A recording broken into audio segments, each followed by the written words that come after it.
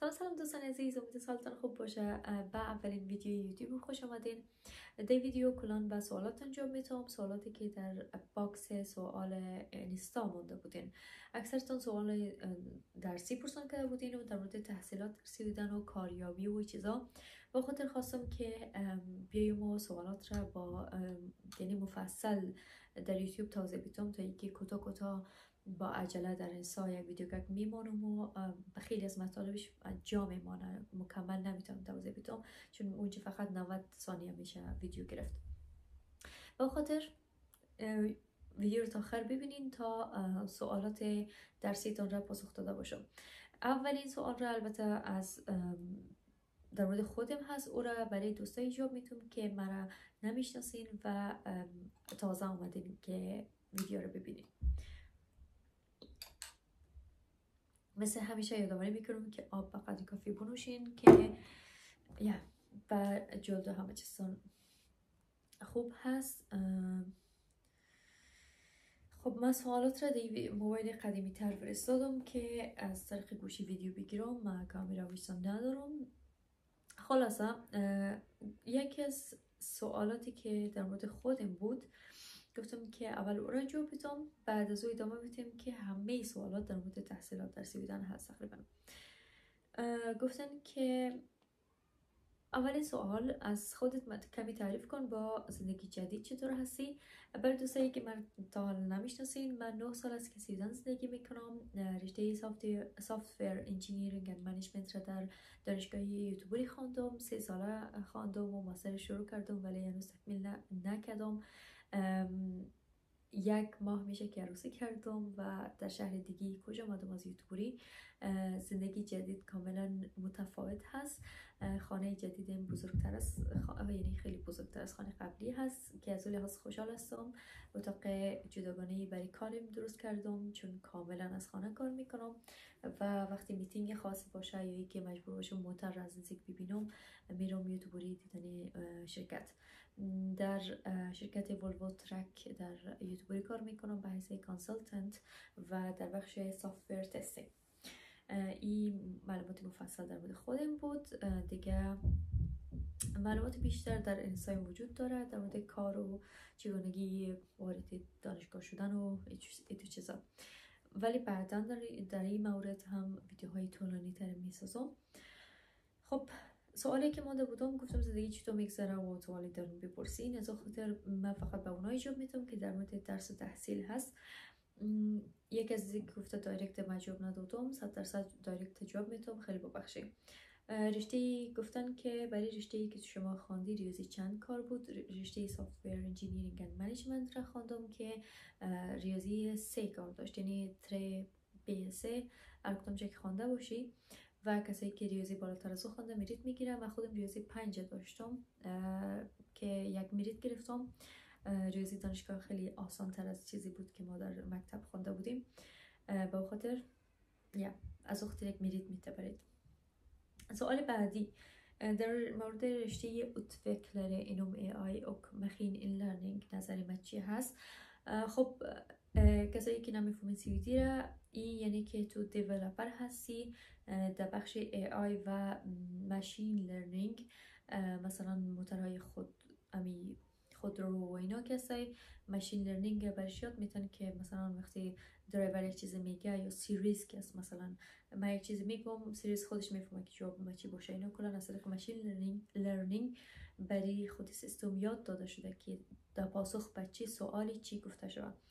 خب برای کسایی که این بخش رو میخواین بخونین، این اصلا در خطر نیست که هیچ بخشی است که در حال پیشرفت کردن هست و کاریابی در بخش خیلی زیاد هست و خلاصه بخشی هست که هر کسی که در این بخش ما میه، بخش تکنولوژی، برش توصیه میکنم. بخشی که مربوط ای آی باشه اصلا فرق نمیکنه کدام بخشش باشه، کار زیاد هست که یک ویدیو مفصل در این باره گپ میزنم، بخاطر از اینکه من در کنفرانس هایی که بودم پاسخ سوالاتی را دریافت کردم که خیلی کلیدی هست که حتی خودم هم احساس خطر میکنم فعلا، ولی در حال پیشرفت دادن کریر خود هستم.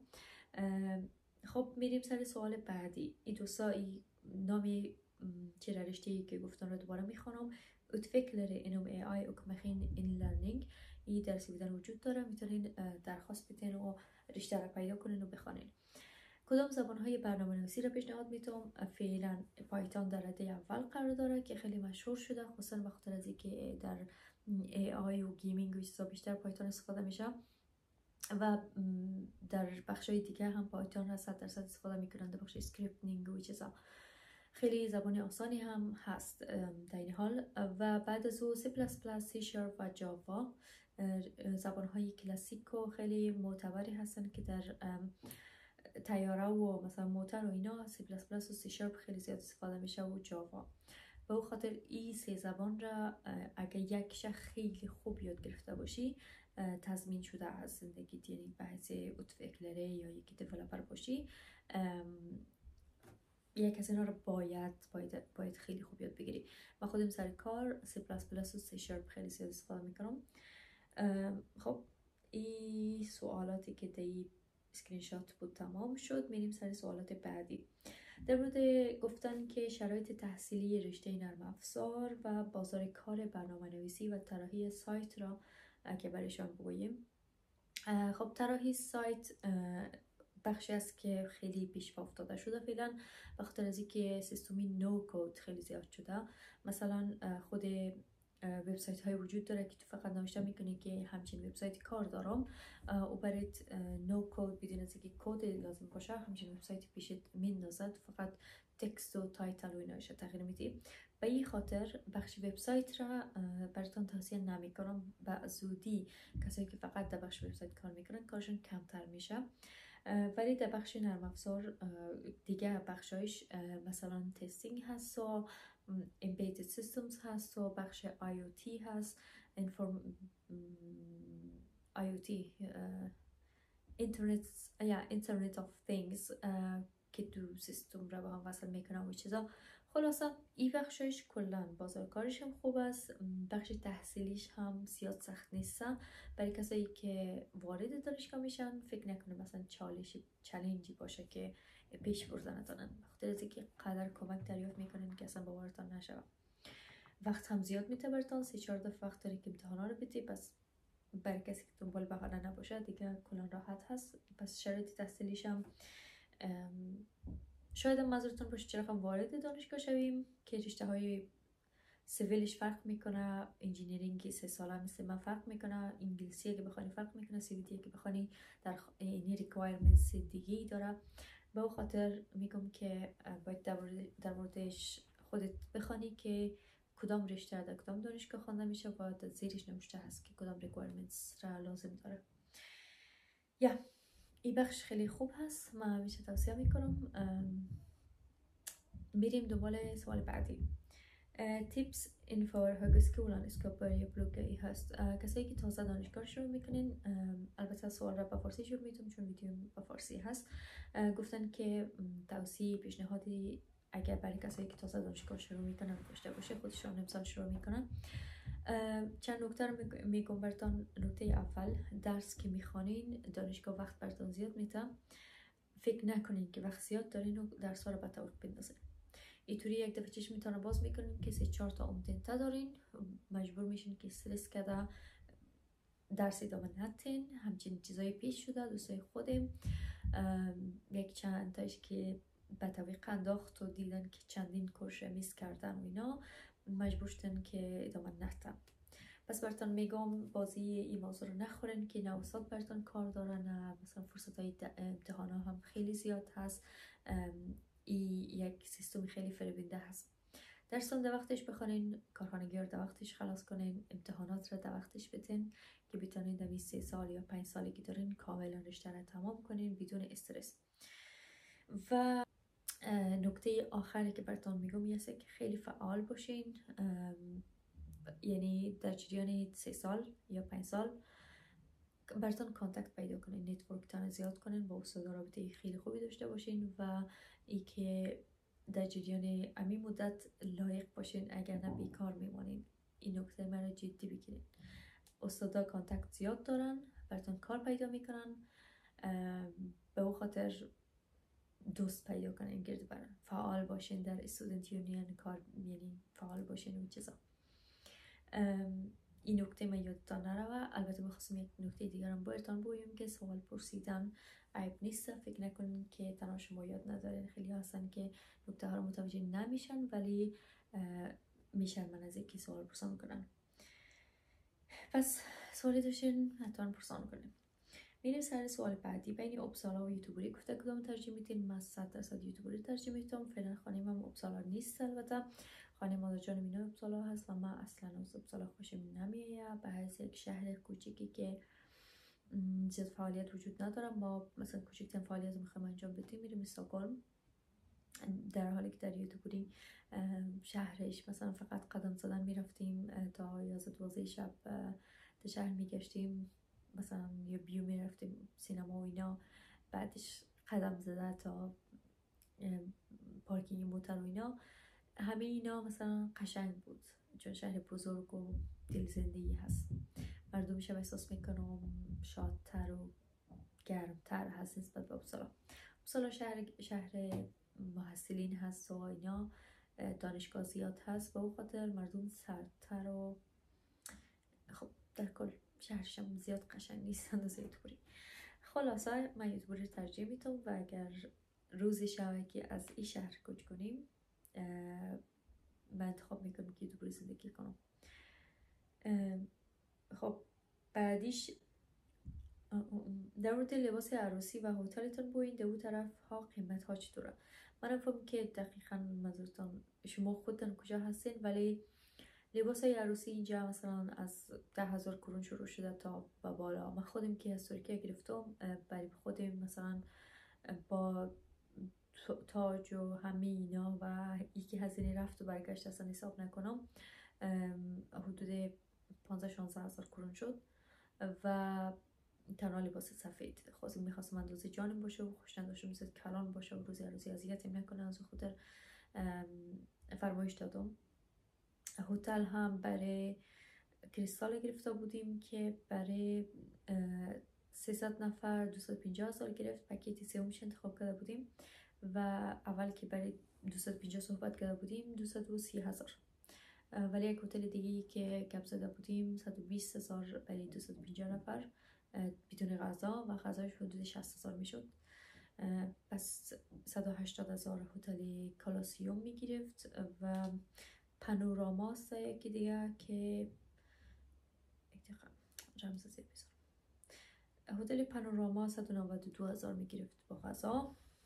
یعنی قیمت ها رو دارم برای روزای رخصتی شنبه یک شنبه. به هر حال میرم سر سوال بعدی.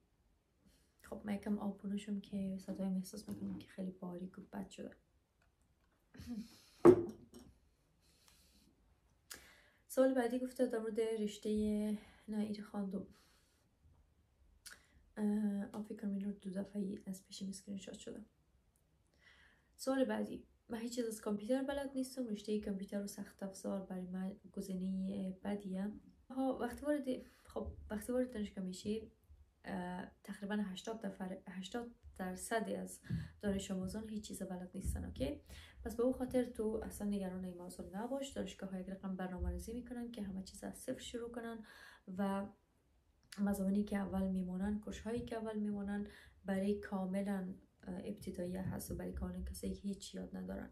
من یک کم مثلا C++ یاد داشتم ولی او هم از صفر بود چون ما جاوا رو شروع کردیم و من مجبور شدم که خیلی زحمت بکشم که پروگرامینگ یاد بگیرم و خیلی بس کل تیم ما 1 نفر فقط یاد داشت، دیگرای ما کلا از صفر شروع کردیم. از اون خاطر نگران این موضوع نباش. کامپیوتر هیچی بلد نیستی در دانشگاه یاد میگیری، ولی باید خیلی ویدیو سعی کنی، یوتیوب ببینی، بخوانی، خودت زحمت بکشی چون دانشگاه کسی تقصیر نیست که تو کامیاب میشی یا نه. اوکی. سوال بعدی: چند وقت بعد از شروع دانشگاه ها آدم میتونه در رزرو پلاس باشه؟ کسایی که مثلا دکتری و اینا فرق میکنه، یکم صفش طولانی تر هست، شاید 25-30 نفر هم حذف شون به خاطر از اینکه خیلی ها در یک شهری درخواست میتن که دورتر هست و بعد شرایط زندگیش تغییر میکنه و چیزا.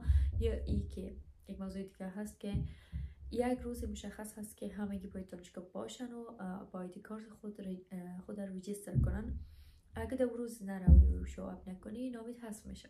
پس از اون خاطر رزرو پلتس ها بستگی به زمانی داره که روز یمو کیک آف چه وقت است. خیلی از دانشگاه ها فرق میکنه.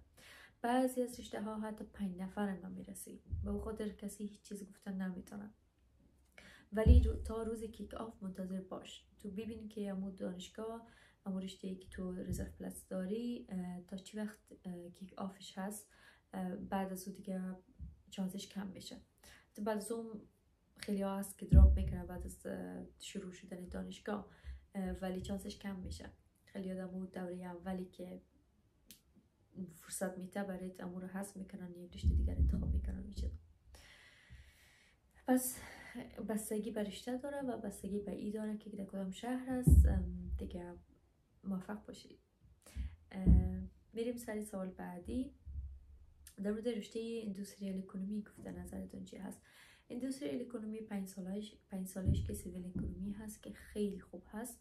رشته هست که برای دراز مدت آینده خیلی خوبی داره و برای کسایی که در فکر ای آی و چیزا هست که در خطر باشه یا نه، اندستریال اکونومی یک از رشته هایی هست که در خطر نیست، چون انالیتیک کار داره و مثلا بررسی سیستم رو به حدود میمونه و بخش لوجستیک و چیزا رو تو باید اپتیمایز کنی. همه اینا بخشایی هست که ای آی نمیتونه کار انجام بده. باید تو بحث یک نفری که کل داری چه خبویم نظر کلی، یعنی همه چیزا رو در نظر گرفته بررسی میکنی، یک نتیجه رو تحویل میدی و چیزا.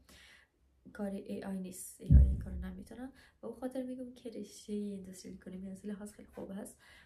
خودش سخت است کم، چون مضامین ساینسی داره، کیمیا و فیزیک داره. یعنی شیمی 2 سال اولش همه مضامین داری، از سر شیمی میخوانی و ریاضی خیلی پیشرفته داره، پروگرامینگ هم میخوانی.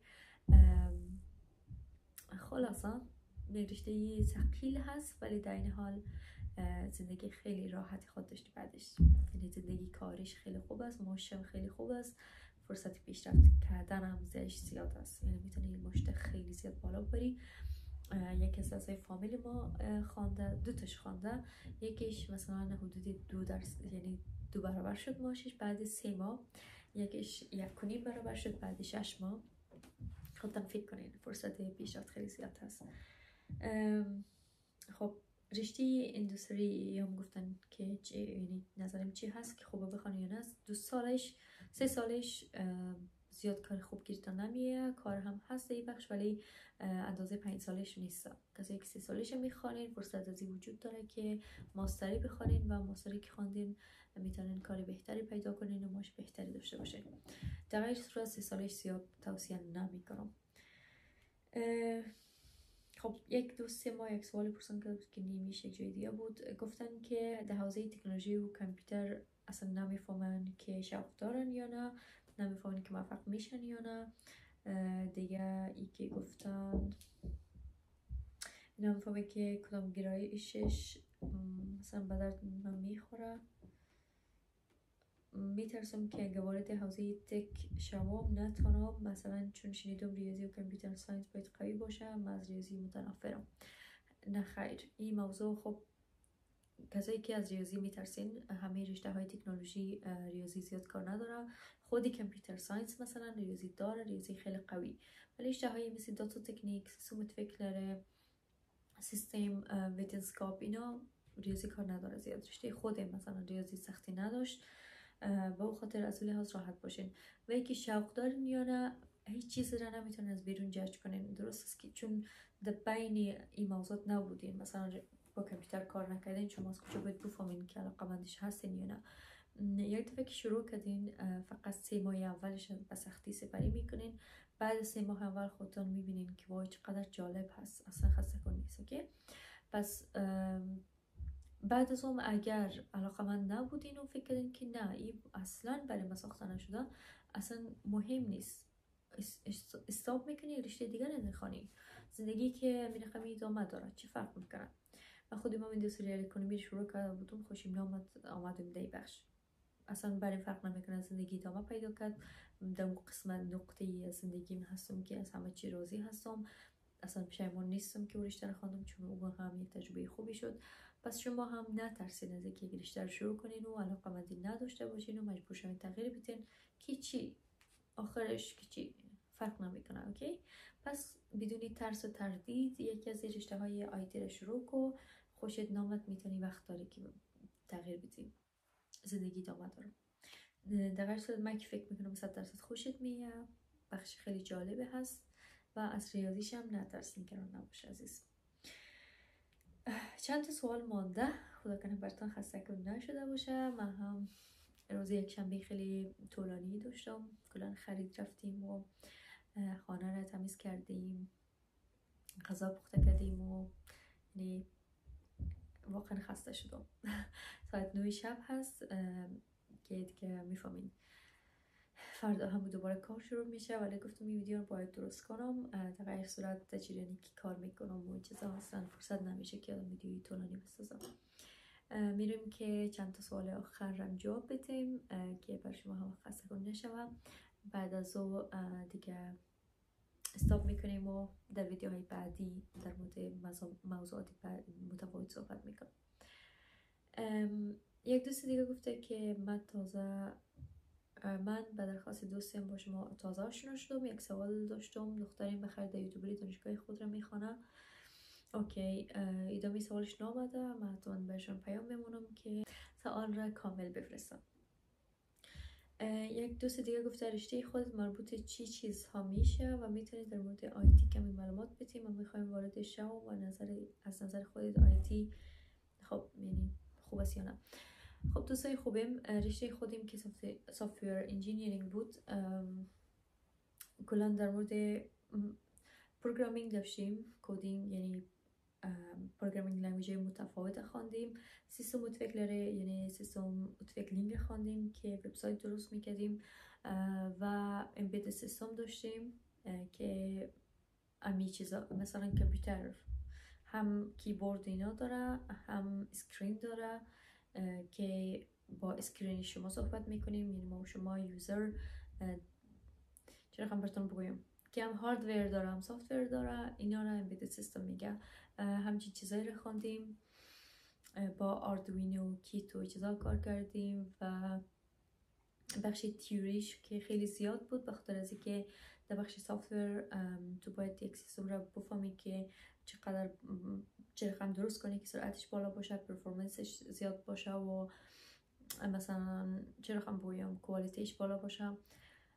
همه اینا رو میخوانی. از وقت سافتویر انجینیرینگ که هست گزینه خیلی خوبی هست برای کسایی که نمیفهمه در کدام بخش تکنولوژی بره. بعد از 3 سال میتونی انتخاب کنی که کدام بخش خود تخصص پیدا کنی و بیشتر یاد بگیری. و دیگه کلا بخش آیتی خیلی خوب هست، بخش خوبی هست، تو باید بفهمی که کدام بخشش رو بخوانی. دیگه این یک موضوع خیلی طولانی هست که یک ویدیو جداگانه لازم داره که بخیر در موردش صحبت خود کردم. برای به دانشگاه رفتن برای رشته خودت باید نمراتت عالی باشه، مثلا باید آ باشه یا گوشن هم کافی هست. برای کلشان آ لازم نیست، بخاطر از کلش آ داشته باشه حدود 22 اشاریه چند میشه. من خود این بار 19.7 وارد دانشگاه شدم، اوسطش عالی فرق کرده. رشته خودم شاید در بخش داتا تکنیک و اینا در بعضی شهرها با نمرات خیلی پایین هم وارد شویم، چون بعضی شهرها نمراتش پایین هست و بعضی شهرها نمراتش بالا هست. شهر دانشگاه یوتیوبری و شالمارش نمراتش نسبتا بالا هست، اپسالا خیلی بالا هست و بعضی شهرهای دور افتاده و شهرهای کوچک نمراتش پایین هست. با خاطر با نمراتی که بین A, B, C هم داشته باشین، یعنی میکس سه تا، میشه در بخش داتا تکنیک سیستم ویتنسکاپ در بعضی شهرها وارد شویم. مثلا میت یونیورسیتیت شهر یوله، مثلا دانشگاه وستروس، اینا که از بعضی رشته های دارن در بخش آیتی که نمرات پایین کار داره، ولی استکهلم و اپسالا و یوتیوبری نمراتش خیلی بالاست. لینچاپینگ هم بالا هست. یکی در مورد پناهندگی پیشنهادی یعنی نظر پرسیده که من متاسفانه معلومات زیاد ندارم، متاسف هستم. کاملا جان عزیز، لباس های عروسی که به کرایه میتین یک چند را از خیرت قیمتش گفته به یورو بگو چند میشه. به یورو تقریبا خب بستگی به لباس داره. ما از 600 یورو داریم تا مثلا 1200 یورو که 12000 کرون جمع. پس بستگی به لباس داره. شما میتونید انتخاب کنین دیزاینش کدام، با مثلا کدام زیورالات انتخاب میکنین، کدام شال انتخاب میکنین. همه اینا بستگی به این داره که قیمتش بالا پایین کنین. خدا کنه جوابتان گرفته باشین. اگر سوال ببخشید موبایل خودم نیست، اینم فهم کی هست که زنگ زده. من قطع میکنم موبایلان. اوکی، هر کس که از بر مهم نیست. گفتم موبایل خودم نیست، موبایل شرکت هست. ولی خب سوال بعدی گفتن که راستی در مورد لباس گفتم. کسایی که سوال در مورد لباس دارین میتونن ریحانه کلوتینگ را در اینستا پیدا کنین و پیامتان اونجا نوشته کنین. در مورد قیمت های لباس صحبت میکنیم. کسایی که اصلا نمیفهمین چی میگم، ریحانه کلوتینگ مغازه‌ای هست که ما و خواهرم باز کردیم در اپسالا. لباس عروسی، لباس شب حنا، لباس افغانی کرایه میتیم، وسایل شب حنا و وسایل مثل دسته گل عروس و همه اینا وجود داره. لباس محفلی هم داریم. میتونین ریحانه کلوتینگ نوشته کنین، صفحش میه بالا، پیام نوشته کنین، لباس رو ببینین، لباس ایتان از ما بگیرین، همدیگر حمایت کنین. سوال بعدی، let's talk about business cooperation in software industry. sure. میتونیم صحبت کنیم در موردش. من با شما یک پیام بمونم. دوستی عزیز، نمیدونم چی رشته انتخاب کنم. دارم دوران شکستش خیلی میگذرانم. oh my god. دوستی عزیز، کسایی که نمیفهمین چی انتخاب کنین، این موضوع خیلی سخت است. اوکی، انتخاب رشته بستگی به شخصیتتون داره، بستگی به این داره که در اوقات فراغتتون چی کار میکنین، چی فعالیت ها را زیاد خوش دارین تنها کار کنین یا گروهی کار کنین. مثلا چند خیلی موضوعات متفاوت باید در نظر بگیرین وقتی رشته انتخاب میکنین. من خودم مثلا خوش داشتم با کامپیوتر کار کنم از وقت، ولی بعضی جنبه هایش خوش نداشتم. با خاطر مثلا اگر میرفتم در بخش دکتری که نمره من کافی نبود، ولی دکتر دندان که مادرم خیلی میخواست من دکتر دندان باشم یا که یکی از اولادش دکتر باشه، خلاصه من خدا کشتم ولی نتونستم علاقه‌مند او بخشم. اصلا هیچ وقتی به حیث نرس و اینا کار نکردم، در حالی که دوستایم کار پالوی درس خود که کار میکرد، مثلا اون در خودش که یا الدری بوینده خانه سالمندان کار میکردن و چیزا، ولی من نتونستم. بریم ناممکن بود. خلاصه رشته انتخاب کردن سخت است، باید دربارش تحقیق کنی، ولی ترس از این نداشته باش که اشتباه کنی. اصلا مهم نیست، اشتباه شد. زندگی it's not the end of the world همیشه آدم میگنم. هر اتفاق افتاد که میفته. مزید پر حرفی نکنم دوستی عزیز. کسایی که اگر میخواید زیاد در مورد انتخاب رشته و اینا صحبت کنیم، 100% در اینستا پیام کن. من تا حال پیام های خیلی زیادی را باز کردم و مثلا کم کم جواب دادم، ولی به خاطر از اینکه نمیخوام بدون اطلاعات براتون جواب بدم، وقت گیرتر هست، ولی با تک تک تون جواب میدم. در حال مصروف عروسی بودم، تقریبا 1 ماه پیش از عروسی گذشته، پس خودتان فکر کنید مصروفیت زیاد. خب خلاصه خیلی خوشحال هستم از اینکه میبینم همچین سوالاتی رو میپرسین و اینکه چقدر علاقمند درس و تحصیل زیاد شده و دوباره اون درد و ناراحتی که از دوری وطن همه ما تحمل کردیم رو در حال فراموش کردن هستیم و داریم پیشرفت میکنیم همه ما. و من خوشحال میشم که بتونم کمکتان کنم، خوشحال میشم که سوالاتون رو جواب بدم، خوشحال میشم که دی سفر طولانی که پیش رو دارین یعنی یک بخشش باشم. و من شما انگیزه میگیرم، شما از من انگیزه بگیرین. امیر خواهم دست به دست همدیگه داده همه ما پیشرفت کنیم و به آرزوهای خود برسیم. مواظب خودتان باشین. شب و روزتان پر از فیض و برکت و خوبی باشه. یادآوری آخرم که یادتان نره آب بنوشین به قدر کافی. من یک طعمی چیزی داخلش اضافه کردم امروز، ولی کلا فقط آب بنوشین تا صحتمندتر باشین. این هم حرف آخرم بود. روز خیلی قشنگی داشته باشین.